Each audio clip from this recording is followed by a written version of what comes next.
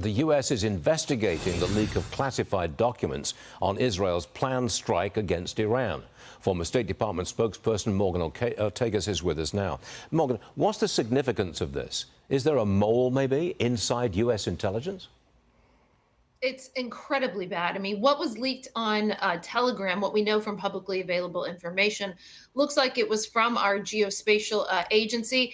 This is, to put it in context, this is some of the most highly classified material that the U.S. government is in possession of.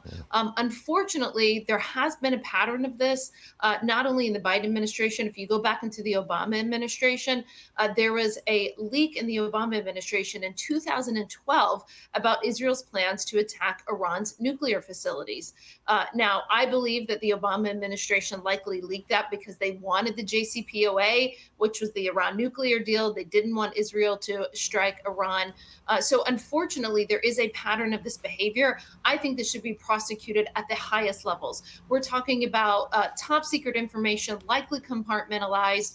This should not be taken lightly. And whoever has leaked this information on Telegram should go to jail for 30 years. But it would have been somebody probably inside U.S. intelligence with access to the highest level security stuff.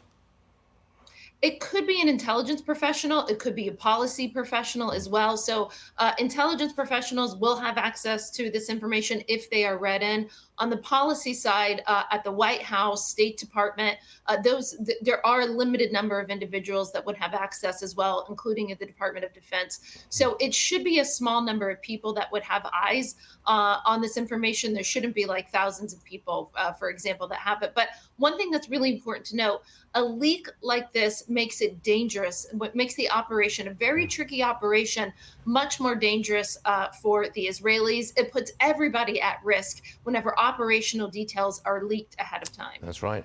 Israel is blowing up banks, firing rockets at banks in Lebanon if they're linked to Hezbollah, part of the financial structure of Hezbollah. What do you make of this?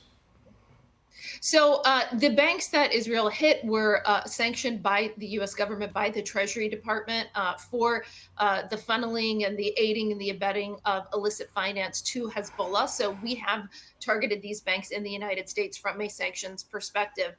Israel is making it very clear, as it relates to Hezbollah and Hamas, that they're going to work to destroy them militarily, operationally. I spent many, many years at the Treasury Department, so I can tell you that one of the key ways that you try to take down a terror organization is by going after the money. You know, who funds the organization? How do they get their money? What do their bank ledgers look like? And so basically, these banks in Beirut and throughout Lebanon have been operating as if they're a part of the normal financial sector. The Treasury designation of them in 2021 was incredibly important because that puts a red flag so that banks who operate in the US dollar around the world can no longer operate with these banks. But I think it was a very targeted and important strike to cripple Hezbollah financially. If they can't get the money, then it's harder to get the weaponry. It's harder to pay the fighters. Do you get the sense that the American administration is still restraining Netanyahu's response to Iran? I mean, I think they're certainly trying, at least, again, when I'm reading for publicly available information. There's no doubt that an attack on Iran's oil infrastructure would be controversial.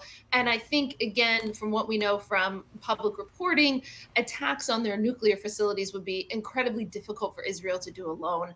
It's clear President Biden has indicated that he has no appetite in the U.S. helping or participating in such a strike. But we've seen the pattern of behavior over the past year. It was both Biden and Harris that urged Netanyahu, for example, not to go into Rafah, where not only there was a successful capture of some of the hostages, but of course, ultimately, where the Israelis were able to get Sinwar. It's why you see the Israelis often not telling this administration about their operations in advance, certainly none of their Hezbollah operations, and even why the Ukrainians, frankly, made the same decision not to tell this administration before they went into Kursk. Our allies, unfortunately, are worried that leaks like we just saw overnight will happen if you give this information to our administration. It's sad. Yes, it's a sad situation. Morgan Ortagus, thanks so much for joining us this morning. We do appreciate it always. Thanks, Joe.